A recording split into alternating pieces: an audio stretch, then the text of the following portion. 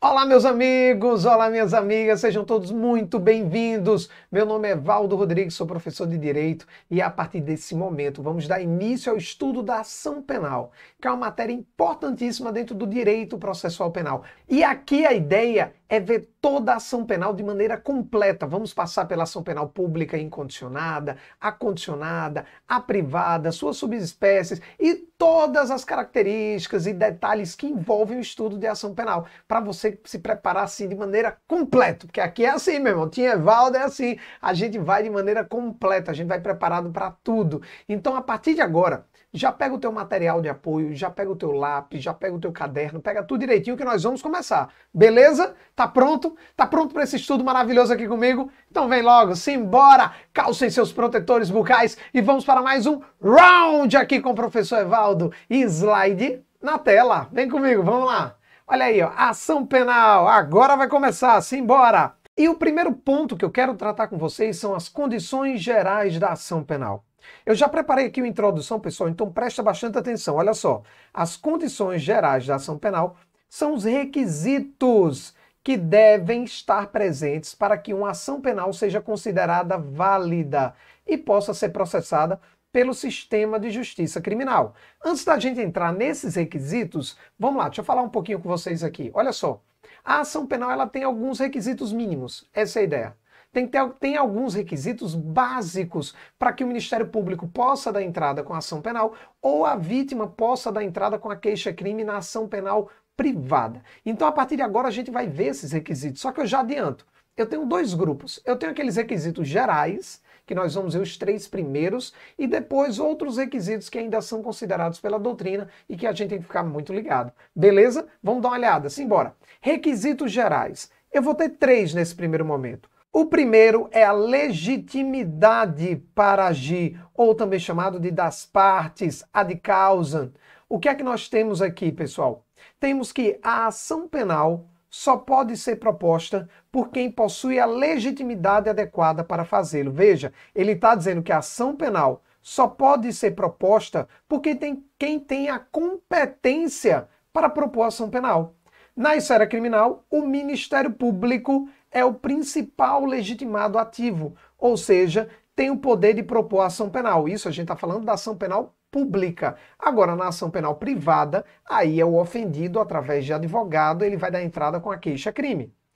Quanto ao legitimado passivo, é a pessoa conhecida como réu.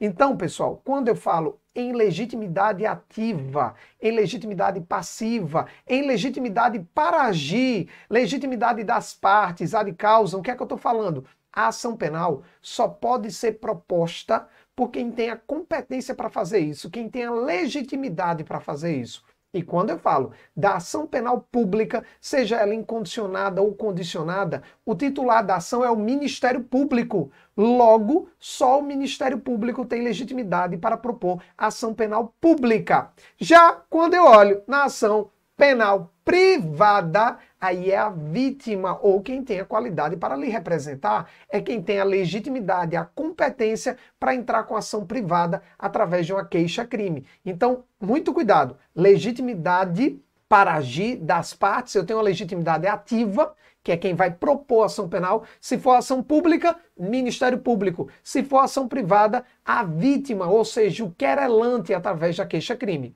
E o passivo, quem tem ali uma legitimidade passiva, é o réu. Ou seja, o investigado, o denunciado, é a pessoa que está sendo ali denunciada. Essa é a ideia. Então, fechamos aqui o primeiro ponto, legitimidade de agir. Eu tenho que ter uma pessoa com capacidade, com competência, com legitimidade para dar entrada com a ação em face de outra que tenha legitimidade para ser réu nessa ação. Ficou claro? Tranquilo? Esse é o primeiro. Vamos para o segundo. Vem cá comigo. Olha só. Segundo, é o interesse de agir, também chamado de interesse processual. Olha só o que nós temos. É necessário que o Ministério Público ou querelante, aqui no caso de ação privada, demonstre um interesse em agir, ou seja, buscar a punição do acusado pelo crime. Em outras palavras, é preciso comprovar que existe uma razão justificável para ingressar com a ação penal. Como, por exemplo, a ação penal é o único meio disponível ou mais adequado para solucionar o conflito penal. Vamos lá, professor, eu não entendi. Como assim? Vem cá. A ideia é o seguinte: quando eu falo em interesse de agir ou interesse processual, eu estou dizendo que, olha, quem está denunciando, seja o Ministério Público na ação pública ou a vítima na ação privada, a ideia é que ele de fato tem interesse em dar entrada com aquilo, que seja justificável a ação penal, que de fato seja necessário, vamos dizer assim, provocar o judiciário para que o judiciário possa julgar aquele caso. Então, por exemplo, vou dar um exemplo bem simples aqui. Eu tenho uma situação onde cabe conciliação, eu tenho uma situação onde cabe transação penal, eu tenho uma situação onde cabe acordo de não persecução penal, ou seja, isso tudo pode ser feito de maneira pré-processual, antes da ação. Então, se eu posso ter alguns mecanismos que possam resolver a situação antes da ação penal, beleza, você não tem ali o interesse para agir. Agora, se nenhum mecanismo é mais suficiente, se o crime é um crime que não cabe transação, não cabe acordo, não cabe nada nesse sentido, e a única forma de resolver aquilo é dando entrada com a ação penal, aí eu tenho o interesse de agir. Então, em outras palavras, o interesse de agir é de fato a comprovação de que o autor, ele tem sim o interesse em provocar a justiça para, de uma certa forma, solucionar aquele processo criminal. E essa é a única forma de resolver a parte penal. Não tem conciliação, não tem nada nesse sentido que possa resolver aquilo. Beleza? Então, interesse de agir ou interesse processual é o nosso a segunda condição da ação. Vamos para a terceira? Simbora! A terceira é a possibilidade jurídica do pedido. A ação penal deve ser compatível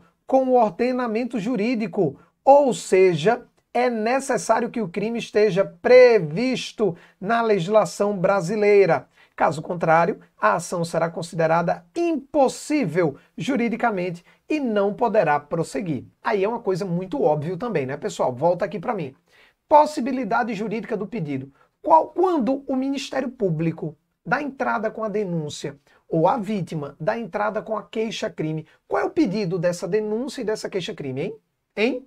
Qual é o pedido da denúncia ou da queixa-crime? Sabe o que vai acontecer? Eu vou dizer, o Ministério Público vai fazer assim, ó. O Ministério Público vem perante essa autoridade judicial oferecer denúncia contra... Aí ele vai botar lá o cara todinho, qualificar. Evaldo Rodrigues, professor, nascido em tal dia, nome do pai, nome da mãe, endereço, CPF, RG, tudo. Aí ele vai contar os fatos. No dia tal, Evaldo Rodrigues fez isso, vai contar tudo de maneira detalhada.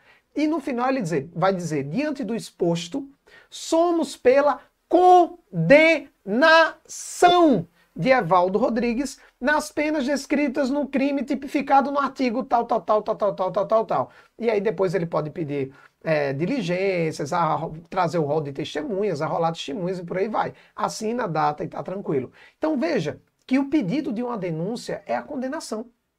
Regra geral, na denúncia, a gente está pedindo o quê? A condenação do cara, que é justamente no final do processo o juiz vai fazer o quê? Em regra, ou condena ou absolve.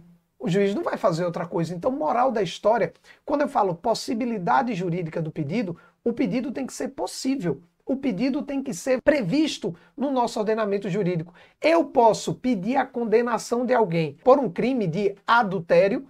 Não. Por que não, professorzinho do meu coração? Porque adultério não é mais crime, mestre. Então eu não poderia pedir a condenação de ninguém por adultério. Essa é a ideia. Eu posso pedir a condenação de alguém porque, sei lá, porque a pessoa está demorando demais para voltar para casa? Não, não posso. Por bizonhice, não posso. Então, moral da história, quando a gente fala possibilidade jurídica do pedido, é que aquele pedido de condenação tem que ser possível de ser julgado.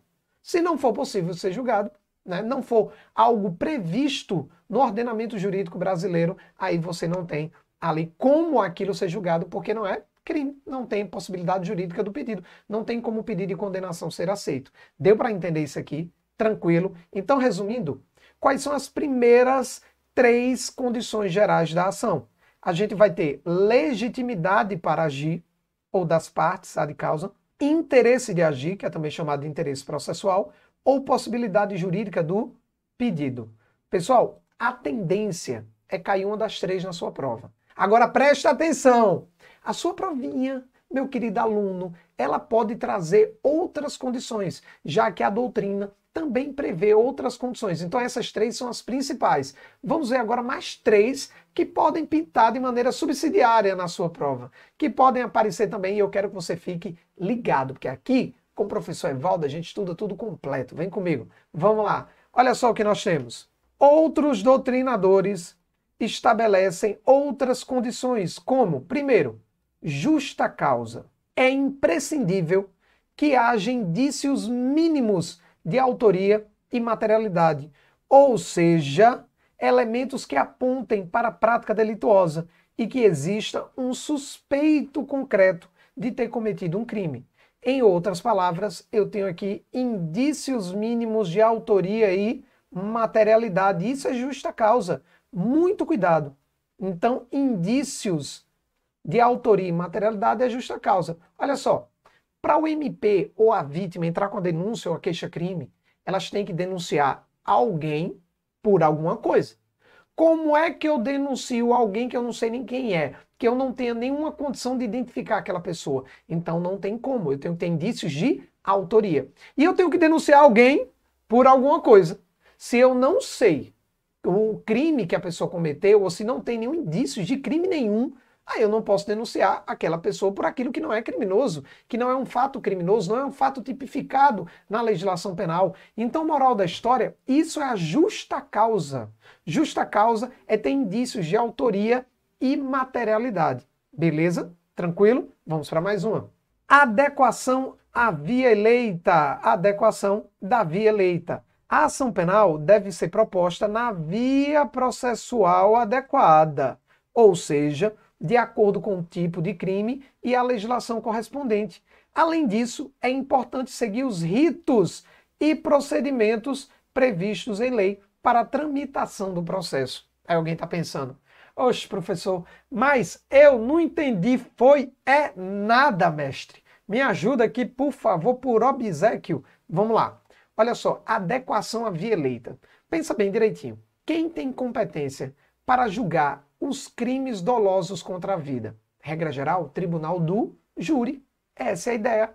Se você pega aqui, por exemplo, eu estou gravando de João Pessoa, Paraíba, essa cidade linda, maravilhosa, a cidade onde o sol nasce primeiro.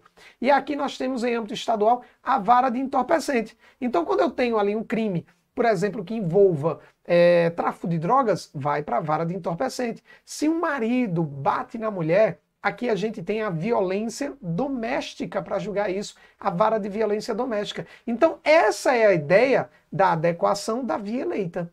A ação tem que ser proposta no juízo competente. A ação tem que seguir o rito competente, rito ordinário, sumário, sumaríssimo. Então, a ideia é que se alguém praticou um homicídio doloso contra fulaninho, isso vai ter que ir lá para o tribunal do júri, seguir o rito do tribunal do júri. Se alguém for pego com drogas, vai para a vara de entorpecente. Se alguém bateu na mulher, vai para a vara de violência doméstica. Essa é a ideia, tem que seguir o rito competente. Deu para entender isso, pessoal? O rito adequado, o procedimento adequado. Essa é a ideia da adequação da via eleita. E por fim, temos ainda inexistência de causas de extinção ou suspensão do processo. É necessário que não haja causas que impeçam o procedimento da ação penal, como, por exemplo, a prescrição do crime, a perempção, que é uma coisa que a gente vai ver muito durante o nosso curso, a coisa julgada e por aí vai. Então, em outras palavras, quando eu digo ali, olha, inexistência de causas de extinção ou suspensão do processo, é porque você não vai denunciar um crime que está prescrito, né, mestre? Você vai denunciar um crime que está prescrito? Não. O MP vai denunciar um crime que já foi julgado, já tem sentença transitada em julgada? Não. Então essa é a ideia. Não dá para impetrar uma denúncia ou uma queixa-crime por algo que já foi extinto ou está suspenso. Essa é a ideia. Tranquilo? Então, resumindo, eu tenho a justa causa, que aí só decora indícios de autoria e materialidade. Eu tenho adequação à via eleita, rito ou procedimento adequado. Tem que ser impetrado contra quem tem competência para julgar aquilo. e inexistência de causa de extinção ou suspensão não pode estar prescrito, por exemplo. E, mais uma vez, lembra que além desses eu tenho a legitimidade para agir das partes, a de causa, que é quem tem a competência para dar entrada e quem é legítimo para dar entrada e legítimo para ser o polo passivo. Então aqui eu tenho um polo ativo e polo passivo legítimo. Eu tenho o interesse de agir, tem que ser um meio adequado, de fato, tem que ser ali o único meio disponível e a possibilidade jurídica do pedido, o crime tem que estar previsto na lei, tem que ser possível aquele pedido de condenação naquela forma. Beleza, meu povo? Deu para entender isso aqui? Volta aqui para mim. Meu povo, então cuidado, pessoal. Essas são as condições gerais da ação penal. Olha só, olha aqui nos meus olhos. Basta que falte uma. Se tiver faltando uma condiçãozinha dessa, aí não é possível que aquela ação penal, seja ela pública ou privada, ela vá permanecer no ordenamento jurídico. Então esses são os requisitos mínimos, condição da ação penal. Beleza? E mais uma vez, aproveita o fato do curso ser gravado. Volta, assiste de novo, volta, assiste de novo, volta, assiste de novo. Professorzinho do meu coração, meu transparente favorito, minha faixa de pedestre, minha folha de A4, minha mistura de Thiago Life com Gugu Liberato. Me diga uma coisa, olha só, eu tenho que assistir isso quantas vezes, hein? Até fazer um calo de sangue no olho. Direito é repetição, mestre. Repete, pegue isso direitinho que você vai aprender. Tranquilo? De boa? Show! Vamos lá, vamos continuar, porque a gente não vai parar aqui não. Vamos falar agora da parte introdutória, no que se refere à ação penal. Vamos falar do artigo 24, artigo 26, do artigo 100, vamos misturar alguns artigos que são introduções à ação penal. Vem comigo, vamos dar uma olhada. Olha só o que nós temos. Artigo 100. A ação penal é pública, salvo quando a lei expressamente a declara privativa do ofendido. Então, a ação penal é pública, salvo quando a lei a declara privativa do ofendido. Professorzinho do meu coração, o que é que ele está dizendo, hein? Vamos lá, vamos conversar. Olha só o que ele está dizendo. Ele diz o seguinte, que em regra geral, a ação penal é sempre pública. Pública incondicionada ou condicionada. E ela só vai ser do ofendido, ela só vai ser privada se a lei declarar que ela é privativa do ofendido. Para deixar isso mais claro, eu vou dar um pulinho lá no direito penal. Vamos trazer um pouquinho o direito penal aqui para a gente entender um pouco mais sobre isso. O Código Penal é de 41.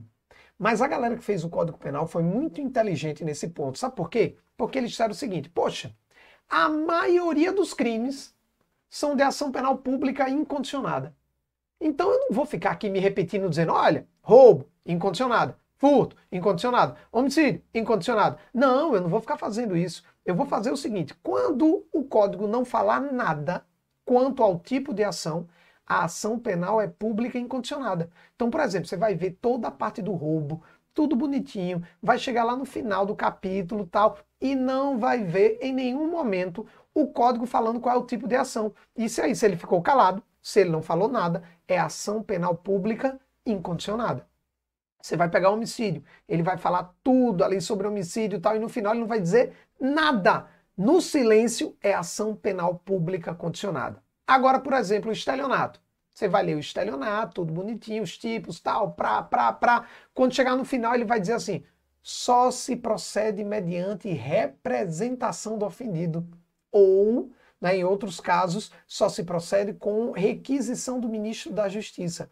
Quando tiver representação do ofendido ou requisição do ministro da Justiça, ele já está dizendo, olha, você está diante de uma ação penal pública condicionada. Então veja bem, quando ele não falar nada, é ação penal pública incondicionada. Quando ele falar só se procede mediante representação ou requisição do ministro da Justiça, veja que tem crime que é só representação, tem crime que é só requisição do ministro da Justiça.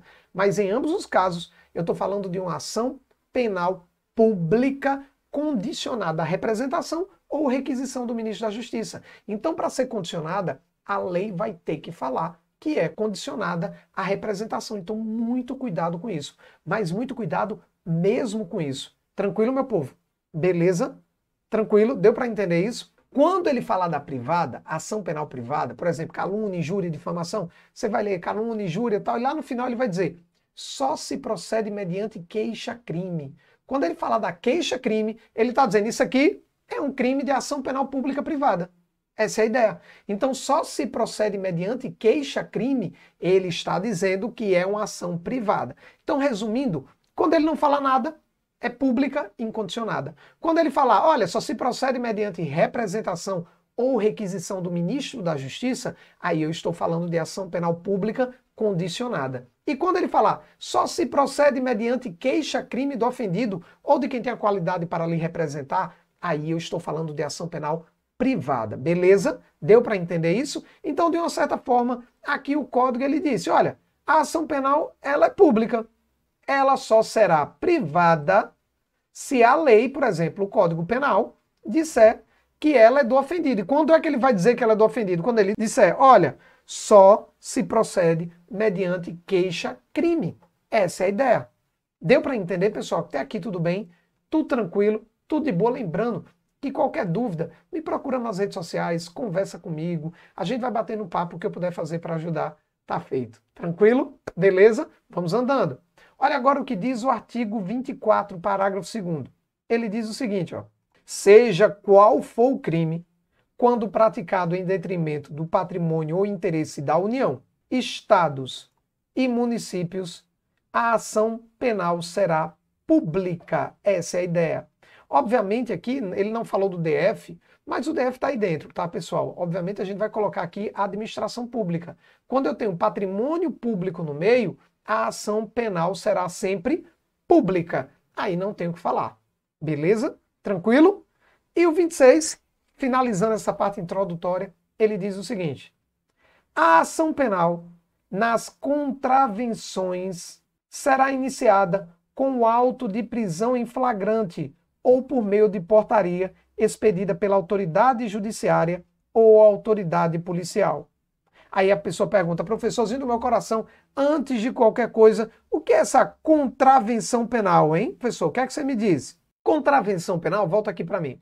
Contravenção penal são aqueles crimes de menor potencial ofensivo. Geralmente você vai ter eles ali no juizado especial criminal. É aqueles crimes, aqui pra gente, que não cabe cadeia. Ali você vai ter multa, prisão simples, mas vai ter transação, né, acordo, um monte de coisinha nesse sentido. Então são os crimes anões, crimes de menor potencial ofensivo, aquele que não dá cadeia mesmo, como por exemplo, jogo do bicho. Jogo do bicho, vias de fato. Na vias de fato é quando tem aquelas porradas que não causa lesão, né? Aquela galera que fica se batendo, mas no final das contas não consegue nem lesionar um ao outro, né? Ainda bem, né? Então a ideia é que vias de fato, por exemplo, e jogo do bicho são contravenções penais. Essa é a ideia. Aí se liga, presta atenção no que ele está dizendo. Ele está dizendo que na ação penal, quando se tratar de contravenção penal, a ação penal será iniciada com auto de prisão em flagrante ou por meio de portaria expedida pela autoridade judiciária ou policial. Aí eu faço a pergunta, meu povo, se liga. Esse artigo 26, ele não foi recepcionado pela Constituição Federal. Esse artigo 26, ele não está valendo. A Constituição de 88, porque o Código de Processo é de 41. A Constituição é de 88. O Código de Processo já existia quando veio a Constituição de 88. Só que a Constituição de 88 olhou para o Código de Processo e fez, olha, esse artigo 26 é incompatível com o que eu digo. É incompatível com a Constituição nova. Portanto, ele não vai ser aproveitado nessa nova ordem jurídica de 88. Ele não vai ser recepcionado. E aí eu pergunto a vocês, por que o artigo 26 ele não foi recepcionado, hein? Dá um pause agora, lê com bastante calma e veja e tente entender, tente perceber por que ele não está valendo. Porque ele é contrário à Constituição de 88. Beleza? Já fez isso? Dá um pause aí. Posso ir? Simbora. Sabe por que ele está errado? Aqui ele está dizendo que a ação penal, ou seja, o processo, a parte processual, será iniciada com auto de prisão em flagrante. Como é que eu tenho a ação penal iniciando com o auto de prisão em flagrante? Eu posso ter um inquérito, a parte pré-processual, tendo início com auto de prisão em flagrante, mas a ação penal não. Ou ainda, por meio de portaria, uma ação penal começar com portaria e não com denúncia expedida, olha só que loucura, pelo juiz ou o delegado. Não, pessoal, volta aqui para mim. Por que isso não foi recepcionado? Porque a Constituição diz que a ação penal pública é privativa do Ministério Público. Só o Ministério Público pode entrar com ação penal pública. E a ação penal privada é privativa da vítima ou de quem tem a qualidade para lhe representar. Obviamente. Aí tem gente que até pensa, sabe? Mas, professor, não tem aquele negócio da ação privada subsidiária da pública que a vítima pode dar entrada quando o MP foi omisso? Mas é uma ação privada, não é uma ação pública.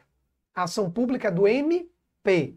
E aqui ele está dizendo que a ação vai ser iniciada por um auto de prisão em flagrante feito pelo delegado. Então o delegado vai ser o dono da ação penal, o delegado vai impetrar a ação penal, o delegado vai tomar o lugar do Ministério Público? Não. E pior ainda, por uma portaria do juiz. O juiz é o julgador. A ideia do juiz é ser um agente imparcial, julgando a acusação, que é o MP, e a defesa, que é o réu. Então o juiz não pode ser julgador e acusador ao mesmo tempo. Ele não pode começar a ação por meio de uma portaria. Isso quebraria o sistema acusatório brasileiro. Então, ele não pode começar por uma portaria do juiz e muito menos do delegado. Então, moral da história, a ação penal é privativa do Ministério Público. A ação penal pública é privativa do Ministério Público. Portanto, esse artigo 26, ele não está valendo, ele não foi recepcionado pela Constituição de 88, tá? Ele não está valendo. Então, muito cuidado com isso. Beleza? Tranquilo? Até aqui tudo bem? Meu povo amado, esse foi o nosso primeiro bloco, um bloco introdutório, um bloco onde a gente fala das condições gerais da ação penal e também fala de toda essa parte de introdução à ação penal. Então, olha só, tá só começando, vem muita coisa boa por aí, não perde nada, já faz o seguinte, já emenda no próximo vídeo e vamos que vamos. Tranquilo? Beleza? Um beijo, um sorriso, até a próxima, pessoal.